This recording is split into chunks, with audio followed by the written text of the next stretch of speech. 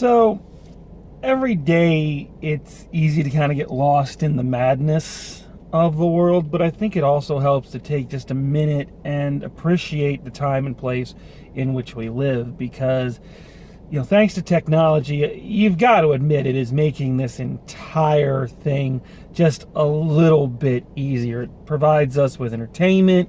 It allows us some of us to do our jobs from home. It allows us to keep in contact with students for distance learning. So we've got to be thankful for the technology that we have.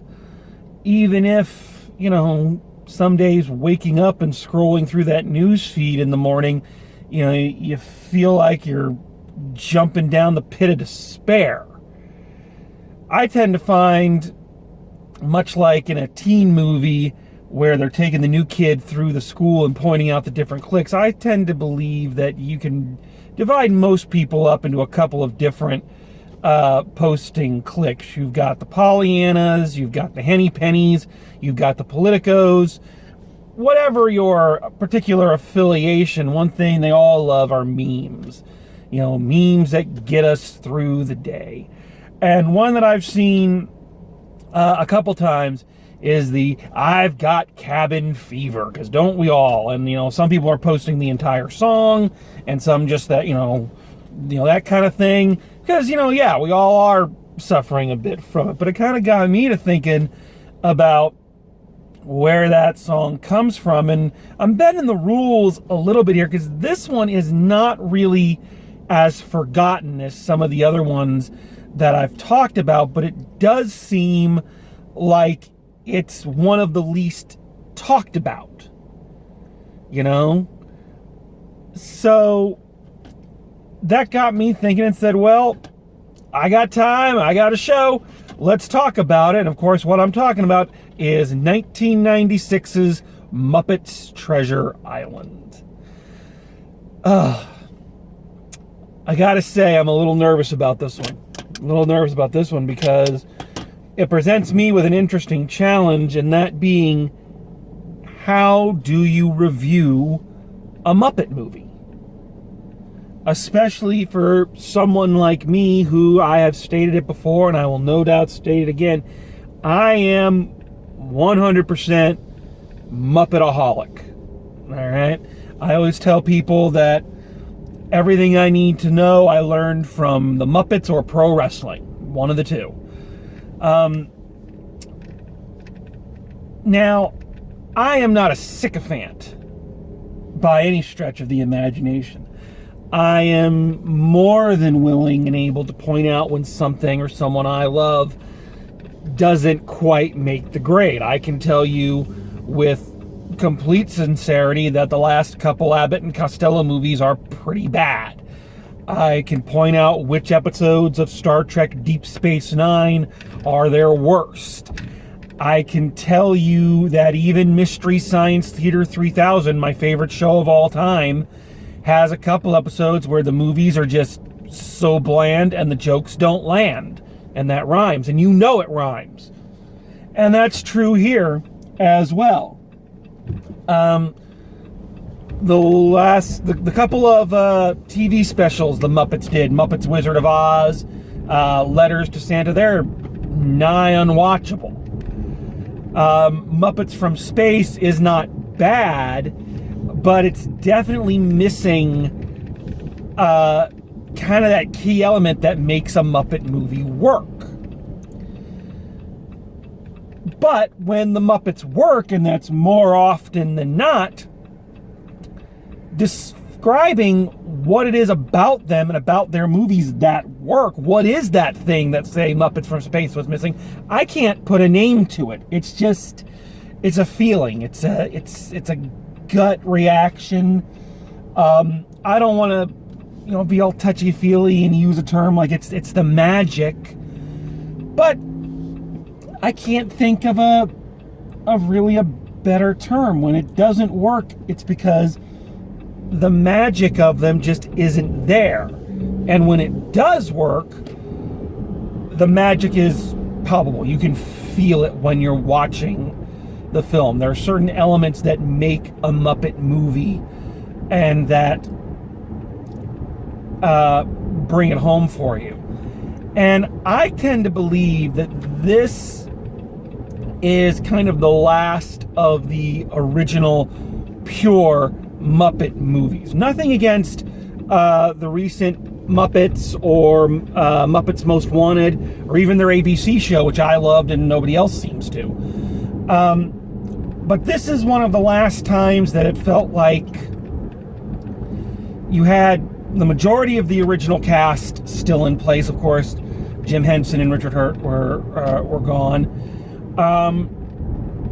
And it still felt like a family business. The Muppets always felt like a family. And I think with Brian Henson directing and some of their original writers and songwriters and whatnot providing the story and the songs, and again, as much of the original cast as they still had, this is one of the last ones that feels like a complete, full Muppet movie to me. And again, I can't describe to you what those other ones are necessarily missing. It doesn't make them bad. It just means this one feels different. I loved this whole thing that they were doing kind of in the 90s of the two film series that they did that were the adaptations of classic novels. I thought that was a really smart way to go, and it gave them something fun to play with. The touches in both this one and, of course, Muppet Christmas Carol, of Gonzo and Rizzo kind of being the audience POV characters or the narrators or whatever, I think was a stroke of genius. Casting the other characters kind of in these familiar roles, but then twisting them to fit the story is a great idea. You know, seeing Kermit the Frog as, you know, Captain Smollett. It's brilliant. I love his introduction to this. I think it's probably the best Kermit introduction of any movie since the Muppet movie, of, you know, him, you know, the carriage tearing through town and everybody saying, oh, the captain's a maniac, he's a monster, he's got inner demons, and you know what's coming. You know what's coming. And, you know, the guy gets out, he's all ugly looking, people are like, oh, and it's Kermit. Hi-ho, everyone. It's like, yay! You know, it was such a great introduction. There's something very specific about Muppet humor. The Muppet sense of humor has always been just with a tiny bit of self-awareness. Not in a self-referential Deadpool, you know, kind of way where you think you're the smartest person in the room, and, you know, by pointing out the obvious, it makes you seem all that more hip and with it. It's not in that sense. It's just much more of a, they know what they are, and they've always had that. Not just in the fact that they know they're puppets, but in all of them, they're always very aware it's a movie, and they don't have that problem breaking the fourth wall and referring to it as a movie and referring to the script. You know, they break out in a musical number, and then later on, other characters like, what was that musical number that, you know, where'd that come from? You know, making references to how else were we going to get the Swedish chef in the movie. It even works with the kind of varying levels of jokes. The Muppets have always had the groaner jokes, the really obvious, you know, oh God, really kind of jokes. But they nip it in the bud real quick by having the joke and then having one of the characters immediately react as the audience would, with that kind of seriously. But they also have some really, really clever and fun scenes. Kermit and Miss Piggy are always funny, but, you know, when they're doing their little bit where she's been marooned and she's talking about, you know, all the guys that she's hooked up with, the pirate. I was a pirate, he was a lady, you know the story. You know, and then Long John Silver comes on, oh no, him too? You know, there's just something very clever about that. They're also not afraid of those, I don't want to say adult jokes, but those more risque jokes. People don't realize this, and I've read it in his autobiography, or his biography, I can never remember which is which. But Jim Henson had a little bit of a dirty sense of humor. Not like perverted, but he was not afraid of some of those jokes, and you can see it in the Muppets. And having a thing like Piggy saying, well, hello, Long John. It's like the audience, the adults in the audience kind of know, what is that referring to? One of the things this film also has that I think has been absent from a lot of the Muppet films since, and I think this is part of the magic that I was talking about, is the Muppet movies always have, in my opinion, what makes something a complete and total Muppet movie is you've got to have a scene or several where the audience has to go, how the hell did they do that? You know, and Jim Henson loved that. That was part of the staple. Kermit riding his bike in the Muppet movie, it made people's heads explode back in 1979. How? Because they knew what he was, but how did they do that? Hell, the opening scene of the Muppet movie with him singing in the middle of a fucking swamp. You know, people going, how did they do that? The Great Muppet Caper, where they're doing all of them riding bikes, or they're doing Miss Piggy's underwater scene. You know, the great Muppet movies always have that how did they do that moment, and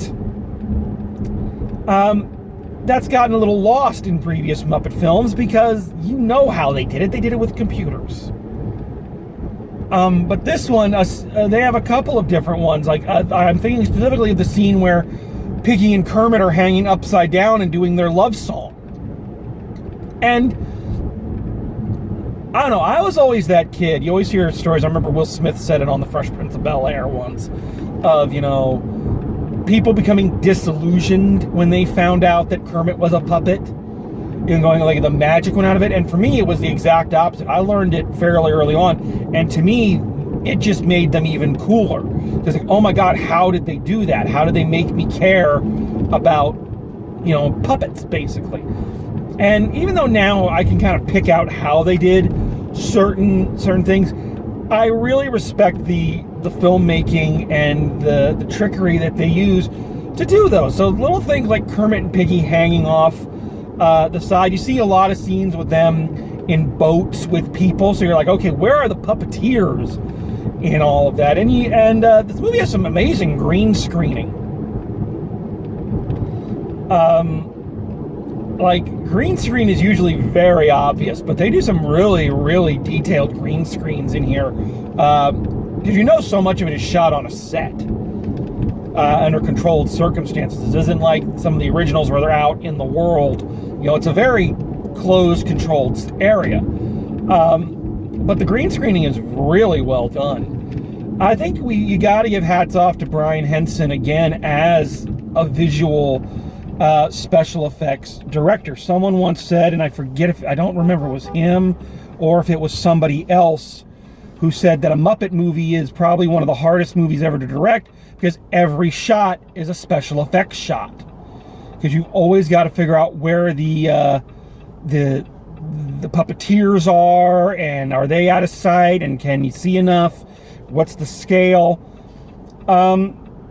So I must give him a lot of credit as a special effects director. Kind of does make me a little sad he doesn't do more directing, because he's clearly got a very, very good eye for it. One second. The music, of course, is Muppet music, and it's some of the best. I know, again, what kind of spurned this review is everybody doing the Cabin Fever thing. Cabin Fever's fun. I gotta say, though, probably my favorite song of the movie is Shiver My Timbers, the opening. Muppet movies tend to have really great opening numbers, and this one's a little different in tone from some of the others, but If I had to make a list of like my top 10 Muppet songs, this one would be in that top 10. I think it's just a really great opening tune. And of course, the other songs are great. Professional Pirate, Boom Shakalaka, Sailing for Adventure, the I Want song, Gotta Be Something More Than This. So that brings us to the humans. Now, one of the things I said in the Harry and the Hendersons review is that to make a film like this work, and I think what made the Muppet Classics film series work, is getting good actors to kind of be the grounding, the lightning rods, basically, that the craziness can kind of happen around, but they can carry the emotional strain. Michael Caine in Muppet Christmas Carol is an excellent example. He's playing it 100% straight. So that he can have the emotional arc and the Muppets can just kind of be the Muppets. And here they do that again. Kevin Bishop is our lead. He's kind of got the real emotional push. He has Jim Hawkins. And this was either his first movie or one of his first movies. The credits say introducing. So that usually indicates it's the person's first time out. And, that's got to be daunting for a young man at that time. 12, 13, I would assume. You have to be the emotional core of this movie so that the puppets can just kind of go around and do their thing. And he does a really good job of it. He's very natural with them. With the very heartfelt scenes. The scenes with him and Long John Silver are fantastic. You could take those scenes out of this Muppet movie and place them in a real, quote-unquote, Treasure Island movie, and they would fit perfectly. And that's a sign of really good storytelling and really good acting. And while we're speaking of good acting, let's not beat around the bush. He's back. Tim Curry making his second consecutive appearance on a Forgotten Gems review. And I'm glad he's doing a back-to-back with this one and the Three Musketeers, which I just did, because I think they're two wildly different performances from a really versatile actor. Because in Three Musketeers, he's, as a friend of mine once said, he is chewing the scenery and flossing with the props. And it's fantastic. And you'd expect that in a Muppet movie, someone like Tim Curry, who, can go that big, that he would be. But he's not. This is actually a toned down performance. He's still really magnetic. He is still just a joy to watch. A lot of fun. But there is a seriousness to him. Because again, he, like Michael Caine, and I think this is a British actor thing. British actors get this better than American actors. You have to be, like I said, you got to be the grounding for these characters, the wackier characters and the wackier situations to react to. You have to be the soul of it. And he's actually, again, just restating, you could take his scenes from this and put it into another Treasure Island movie and it would fit flawlessly. He's that good and that enjoyable to watch. When I do usually the is this film perfect part of it, I'm trying to point out the little flaws. There's not many in this one. There's nothing really I can point to and say, oh, that didn't work, or that wasn't funny, that, that's kind of weak.